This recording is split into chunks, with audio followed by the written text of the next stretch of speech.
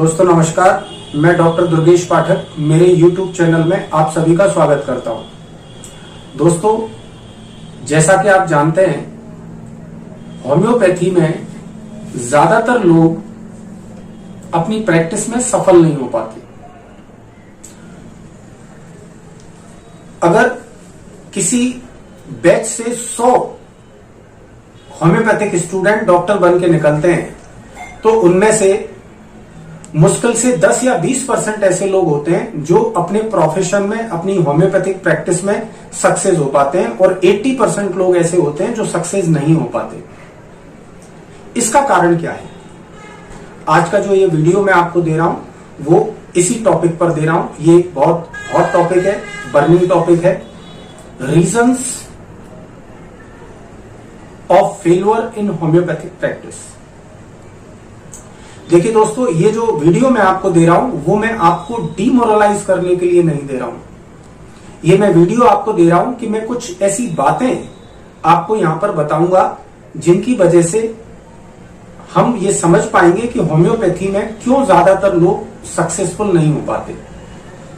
इस वीडियो से आप उन कारणों को समझिए और कोशिश करिए कि आपकी लाइफ में वो कारण ना आए अगर आप होम्योपैथी में पढ़ रहे हैं या पढ़ चुके हैं तो, और इनसे सीखने की कोशिश करिए।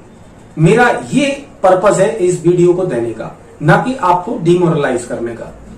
तो दोस्तों, आज का ये जो वीडियो है थोड़ा सा लंबा है, जरूर इस वीडियो को पूरा देखिए और आप ये देखिए कि इस वीडियो में जिन बातों की मैं बात कर रहा हूं आप अपने आप को कहां पर पाते हैं। तो आइए दोस्तों, वीडियो स्टार्ट करते हैं।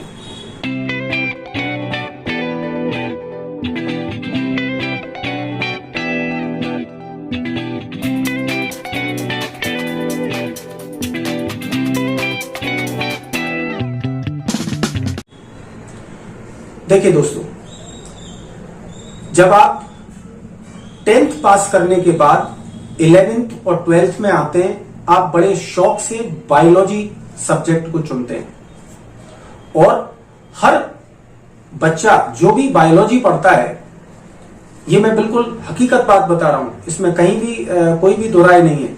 जो भी बच्चा बायो पढ़ता है उसका एक सपना होता है कि वो नीट का एग्जाम करने के बाद MBBS डॉक्टर बनेगा, उसके बाद MD करेगा, MS करेगा और वो एलोपैथिक साइड में जाना चाहता है। ये मैं बात ज्यादातर लोगों की कर रहा हूं, ठीक है। फिर क्या होता है, 11th 12th में वो बायो पढ़ता है, बड़े बड़े सपने देखता है, नीट का एग्जाम देता है और उसको ऐसा लगता है कि मैं तो एलोपैथिक डॉक्टर जरूर बनूंगा, मैं एक MBBS डॉक्टर जरूर बनूंगा।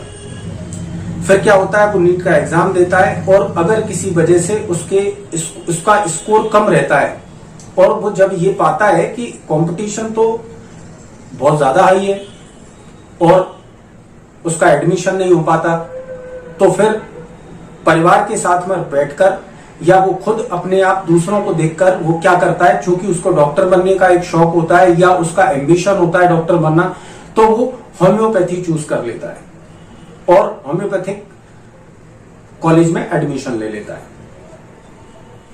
हालांकि कुछ लोग ऐसे भी होते हैं जिनका पारिवारिक बैकग्राउंड होम्योपैथी का होता है या फिर वो होम्योपैथी को पसंद करते हैं इसलिए भी होम्योपैथी में आते हैं। मैं सबकी बात नहीं कर रहा हूं।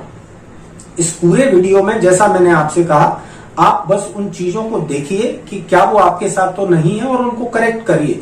इस वीडियो को गलत तरीके से नहीं लीजिएगा। तो जब वो होम्योपैथिक कॉलेज में एडमिशन लेता है तो वो सेकेंडरी ऑप्शन लेता है, उसका प्राइमरी एम MBBS डॉक्टर बनना होता है और जब वो चूंकि वहां नहीं जा पाता इसलिए एक बुरे मन से वो होम्योपैथी के अंदर एंटर करता है। ये पहला कारण होता है होम्योपैथी में उसके फेल्यूर का। साथ साथ में मैं आपको रीजंस बताने के साथ साथ में मैं आपको इनके सॉल्यूशंस भी बताऊंगा, ठीक है। अब इसका सॉल्यूशन क्या है? तो सॉल्यूशन ये है दोस्तों, इसमें कोई बुराई नहीं है कि आप एलोपैथिक डॉक्टर बनना चाहते थे या MBBS डॉक्टर बनना चाहते थे और किसी वजह से अगर आपका एडमिशन वहां नहीं हो पाया तो आप होम्योपैथिक कॉलेज में या आयुर्वेदिक कॉलेज में आपने एडमिशन ले लिया, इसमें कोई बुरी बात नहीं है। लेकिन जब आप कहीं किसी पैथी में एडमिशन ले लेते हैं तो आपको ये बात समझने की जरूरत है कि दुनिया में कोई चीज बुरी नहीं होती। एलोपैथिक साइड भी अच्छी है, होम्योपैथिक साइड भी अच्छी है, बशर्ते आप उसमें मेहनत करें।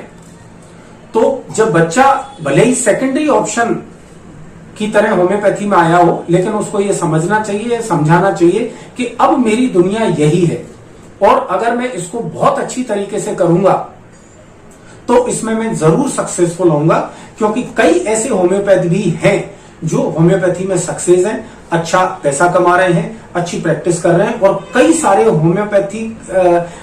रोगियों को होम्योपैथिक दवाइयों से ठीक कर रहे हैं। अगर आप ये पॉजिटिव सोच लेकर स्टार्ट करेंगे होम्योपैथिक एजुकेशन तो ये अच्छा रहेगा। तो मैंने आपको एक रीजन भी बताया फेल्यूर का, साथ में सॉल्यूशन भी बताया। मैं एक एक करके आपको रीजंस बताऊंगा और फिर उनके सॉल्यूशन भी बताऊंगा।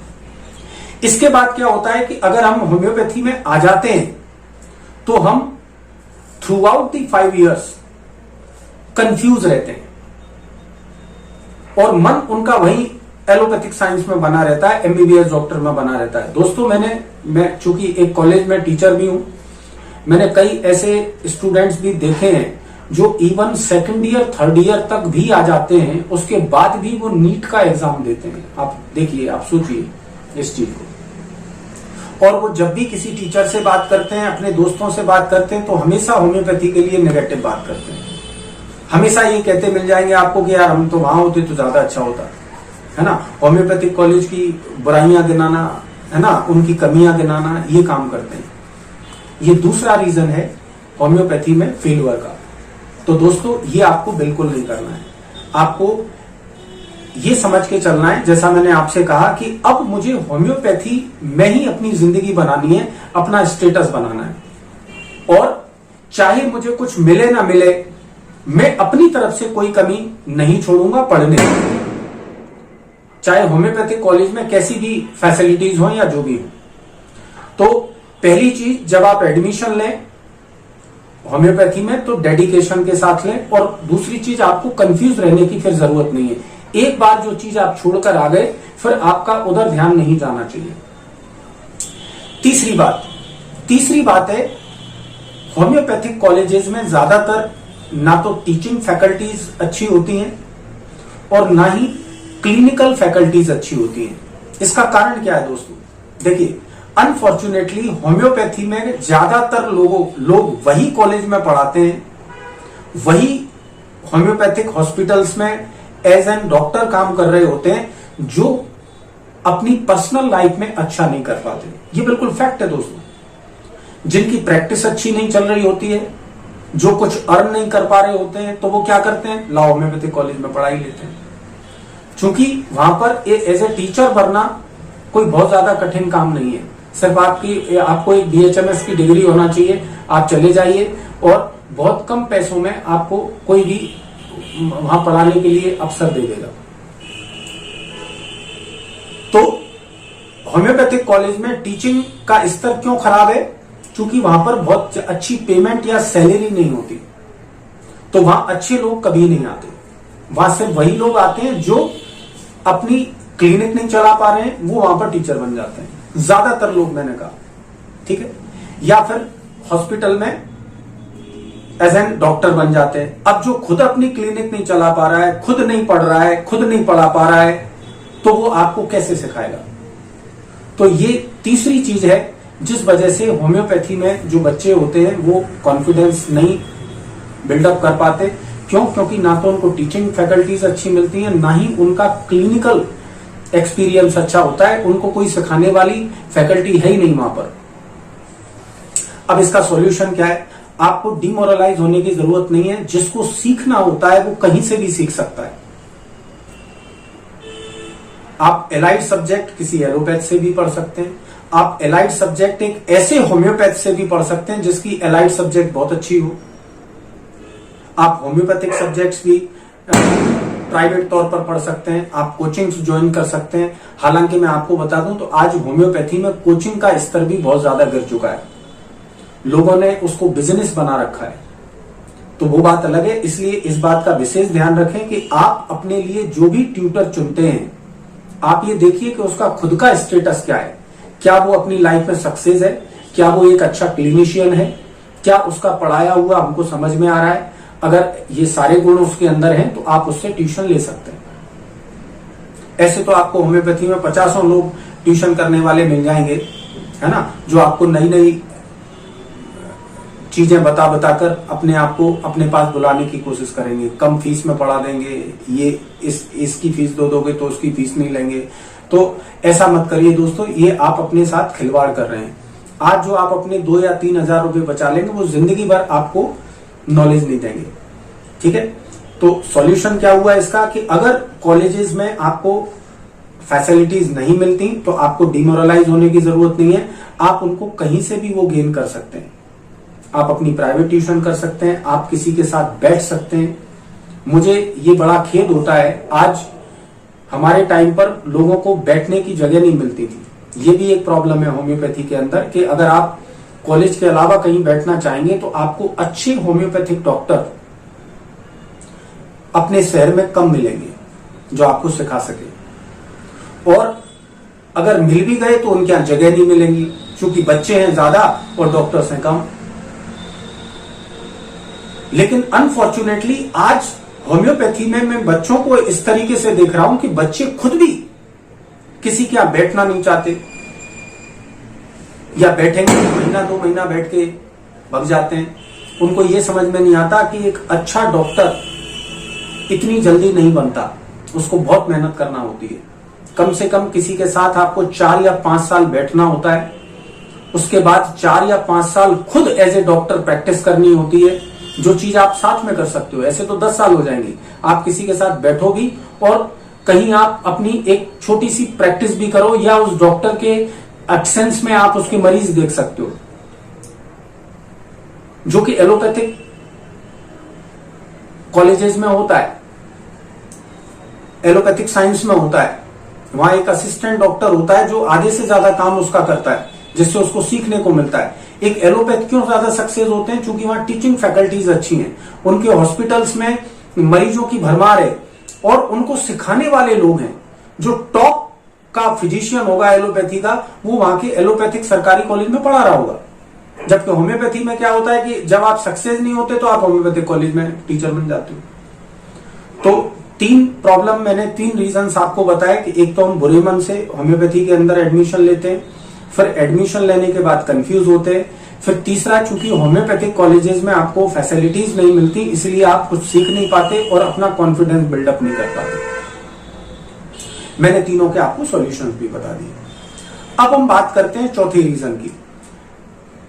देखिए दोस्तों, हम BHMS भी कर लेते हैं, हम पढ़ भी लेते हैं, और हम एक सबसे बड़ी गलती क्या करते हैं कि जैसे ही हम BHMS करते हैं हम क्लिनिक भी खोल लेते हैं। जबकि ना तो हम किसी के यहां ढंग से बैठे हैं, ना हमने अपनी खुद की अपने आप को ये देखा है कि क्या मैं मरीज देख सकता हूं, और इससे पहले ही हम क्लिनिक खोल लेते हैं। तो आप ये समझ लीजिए, कई लोग करते हैं, तो आप ये समझ लीजिए कि कुछ दिनों की उनकी क्लिनिक है, उसके बाद उनका शटर डलने वाला है। कारण ये मैं हमेशा मेरे स्टूडेंट जो भी मुझसे सीख रहे हैं, मेरे यहाँ बैठ रहे हैं, मैं हमेशा उनको ये बोलता हूं कि क्लिनिक खोलने से पहले आप अपने मन से पूछिए, खुद से पूछिए कि क्या आप किसी मरीज को देखने लायक हैं। जब आपको खुद से ये लगे कि मैं हाँ मरीज देख सकता हूं अच्छी तरीके से, तभी आप क्लिनिक खोलें। तो यही इसका सॉल्यूशन है। सॉल्यूशन ये है कि आप एक अच्छी क्लिनिकल ट्रेनिंग करिए किसी भी अच्छी डॉक्टर के साथ में बैठकर। आपको एलोपैथिक हॉस्पिटल में ट्रेन होने की जरूरत नहीं है। अगर आप जिस होम्योपैथ के यहाँ बैठ रहे हैं और वो अच्छा होम्योपैथिक डॉक्टर है, तो वो आपको एलाइड की भी नॉलेज अच्छी दे सकता है, वो आपको होम्योपैथिक सब्जेक्ट की नॉलेज भी अच्छी दे सकता है। आप उसके अंडर में अच्छी क्लिनिकल ट्रेनिंग करिए, अपने आप को कॉन्सेंट्रेट रखिए, डेडिकेटेड रखिए, और जब आपको ये लगने लग जाए कि हाँ मैं मरीज देखने लग गया हूं, जब सर कभी नहीं होते तो मैंने कई नए मरीज देखे और उनको लाभ भी आया, उसके बाद आप अपनी क्लिनिक खोलिए। यह है इसका सॉल्यूशन। नेक्स्ट रीजन दोस्तों, नेक्स्ट रीजन क्या है? आप देखिए, आप एक बड़ा गलत काम होता है होम्योपैथी में कि जैसे ही आप एक तो अंडर ट्रेन्ड होते हो, मतलब अच्छी तरीके से ट्रेन नहीं होते, और फिर आप जब क्लिनिक खोलते हो तो आपको क्या लगता है कि मैं ज्यादा से ज्यादा पैसा कमा लूं, तुरंत बड़ा से बड़ा डॉक्टर बन जाऊं।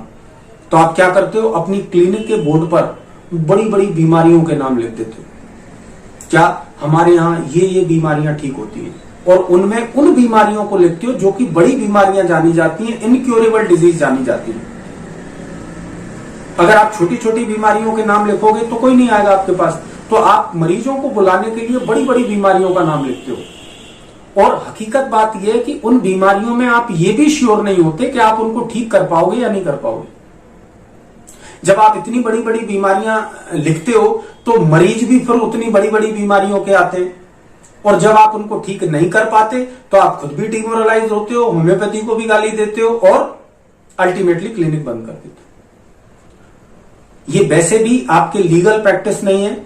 फॉरेंसिक में भी आप पढ़ते हैं कि आपको एक डॉक्टर को अपना एडवर्टाइजमेंट नहीं करना चाहिए। वो सिर्फ अपने साइन बोर्ड पर इतना लिखे, कोई भी नाम और homeo clinic, homeopathic physician, that's it. हम क्या क्या बीमारियां ठीक करते हैं ये आपको लिखने की जरूरत नहीं है। क्या उन बीमारियों में किसी मरीज की अगर बीमारी नहीं लिखी है तो वो आपके पास दिखाने नहीं आएगा? और अगर आपको पहले से ही बीमारी पता है कि इसको क्या होने वाली है तो फिर आप डायग्नोसिस क्या करोगे? तो ये बिल्कुल गलत तरीका है। दूसरा, आप मरीजों को लुभाने के लिए कभी ये काम ना करें कि हम इन मरीजों को फ्री में देखते हैं, इन मरीजों को हम सस्ते में देखते हैं, इस दिन हम फ्री में देखते हैं, इस दिन हम ये करते हैं, गरीबों को हम पैसा नहीं लेते। ये बिल्कुल नहीं करना चाहिए। ये अगर चीज आपने की तो आप अपनी होम्योपैथिक प्रैक्टिस को खराब कर रहे हो और आप एक गलत इमेज दिमाग पर डाल रहे हो। आने वाले आपके जो जूनियर्स हैं उनके लिए भी ये ठीक नहीं है, क्योंकि आप इस तरीके से अपनी क्लिनिक चलाओगे तो मजबूरन उनको भी वही करना पड़ेगा, जो कि आपके स्टैंडर्ड के लिए ठीक नहीं है। हाँ, अगर आप देखते हैं कि कोई व्यक्ति गरीब है, उसके पास पैसा नहीं है और एज ए डॉक्टर आप उसकी मदद करना चाहते हैं तो आप उसको फ्री में दवाई दे सकते हैं। लेकिन आप साइन बोर्ड पर आपको ये लिखने की जरूरत नहीं है कि हमारे यहाँ गरीबों का इलाज फ्री में होता है। तो इस दुनिया में अमीर कौन है? सब गरीब ही। हर कोई आएगा सामने तो बहुत गरीब, मेरे को फ्री में देख लो, कौन पैसा देना चाहेगा? तो ये बिल्कुल गलत माल प्रैक्टिस है। इससे आपके जूनियर भी परेशान हो जाएंगे जब वो अपनी क्लिनिक डालेंगे। जब सीनियर ही ढंग से आप अपना पैसा नहीं लोगे तो जो आने वाले डॉक्टर्स हैं वो अपना स्टैंडर्ड कैसे बढ़ाएंगे? ठीक है, तो ये बिल्कुल गलत तरीका है। आपको ना तो बड़ी बड़ी बीमारियों के नाम लिख लें, ना मरीजों को कोई लुभाने वाली बात करनी है। अगर आप अपना एड सिर्फ अखबार में भी निकालते हैं शुरुआती दिनों में तो कोई दिक्कत नहीं है। आप सिर्फ अपनी क्लिनिक का नाम, अपना फोटो ये कह के निकाल सकते हैं कि भाई यहाँ पर एक होम्योपैथिक क्लिनिक खुली है, जिसको लोग देखकर या पढ़कर आपके पास आए। पर हम क्या क्या बीमारियां ठीक करते हैं ये आपको लिखने की जरूरत नहीं है, अपनी बड़ाई लिखने की जरूरत नहीं है। सिर्फ एक एड्रेस बताने के लिए, लोगों को जागरूक करने के लिए कि आपके बगल में भी कोई क्लिनिक है जहां पर आप होम्योपैथिक का इलाज ले सकते हो। यहां तक अगर आप कुछ दिनों तक ऐड करते हो तो उसमें कोई बुराई नहीं है। ठीक है दोस्तों, अपनी फीस और अपनी दवाई का चार्ज हमेशा फिक्स रखें। ये एक और रीजन है, कई मैंने होम्योपैथ ऐसे देखे हैं जो अपने मरीजों से मरीजों के हिसाब से पैसा लेते हैं। किसी से 500 रुपीज, किसी से 1000 रुपीज, किसी से 2000 रुपीज। ये गलत प्रैक्टिस है। आपकी कंसल्टिंग फीस और आपकी मेडिसिन का चार्ज फिक्स होना चाहिए, जिसको आप बाहर लगा के रखिए, जिससे मरीज को कोई कंफ्यूजन नहीं होना चाहिए। मरीज जब आपके पास दिखाने आए तो आप उसको कोई प्रॉमिस मत करिए कि हम आपको इतने दिन में ठीक कर देंगे, इतने का ठेका ले लेंगे, ये कर देंगे, वो कर देंगे। आप उससे सिर्फ एक ही लाइन करिए, मैं अपनी पूरी कोशिश करूंगा आपको ठीक करने की, और आप अपनी मेहनत से उसको अच्छी तरीके से देखिए। जल्दबाजी मत करिए जब भी आप किसी नए मरीज को। और शुरुआत में एक मैं बड़ा इंपॉर्टेंट पॉइंट बताऊं आपको, ये बल्कि कोशिश करिए कि जब आप नई क्लिनिक खोलें तो आपके पास कम मरीज ही आए, क्योंकि अगर उस समय आपके पास 2 या 3 मरीज आएंगे तो उन पर आप ज्यादा ध्यान कर पाएंगे, उन पर ज्यादा स्टडी कर पाएंगे और रिपर्टराइजेशन कर पाएंगे, उनकी दवाई का चुनाव आराम से कर पाएंगे। अगर एकदम भीड़ आ गई, चूंकि आप उस समय नो सीखिए हैं, बिगिनर हैं, आपको जल्दी सिलेक्शन करना नहीं आता, तो आप घबरा जाओगे और किसी को कुछ भी दवाई देने लग जाओगे, जो कि आसपास के उस इलाके में गलत मैसेज पहुंचाएगा। अगर आपके पास लिमिटेड पेशेंट होंगे शुरुआत में तो आप उनको ज्यादा टाइम दे पाओगे, जो कि एक बिगिनर के लिए बहुत जरूरी है। एक एक्सपीरियंस डॉक्टर किसी भी क्रॉनिक केस को तुरंत देख सकता है, क्योंकि उसके पास एक पास्ट का एक्सपीरियंस है, लेकिन बिगिनर के पास नहीं है। तो शुरुआत हम उल्टा सोचते हैं, हमको ही लगता है हमारे पास पहले ही दिन से खूब सारे मरीज आने चाहिए। ऐसा कोई जरूरी नहीं है। आप अगर 2 मरीज भी देखते हैं और उनको अच्छी तरीके से ठीक करते हैं तो वो अपने आप 2 भेजेंगे, फिर आप उनको भी ठीक करोगे तो अपने आप 2 आएंगे। आप समझ गए? तो आपको हड़बड़ाने की जरूरत नहीं है, आराम से अपनी प्रैक्टिस करें। तो दोस्तों, मैंने आपको इस वीडियो के अंदर वो सारे रीजंस बताए जिनकी वजह से ज्यादातर लोग होम्योपैथिक प्रैक्टिस में फेल हो जाते हैं। साथ साथ में मैंने आपको कुछ क्लिनिकल टिप्स बड़े ही सरल शब्दों में भी दी कि आपको क्या सोच रखे होम्योपैथिक प्रैक्टिस करना चाहिए। और दोस्तों, मैं आपको प्रॉमिस करता हूं, अगर आपने इन बातों को ढंग से समझा और इन पर अमल किया, इनको माना, तो आप जरूर एक अच्छे होम्योपैथिक डॉक्टर बनेंगे। अच्छी तैयारी करिए, कॉन्फिडेंट रहिए। Thank you, good bye.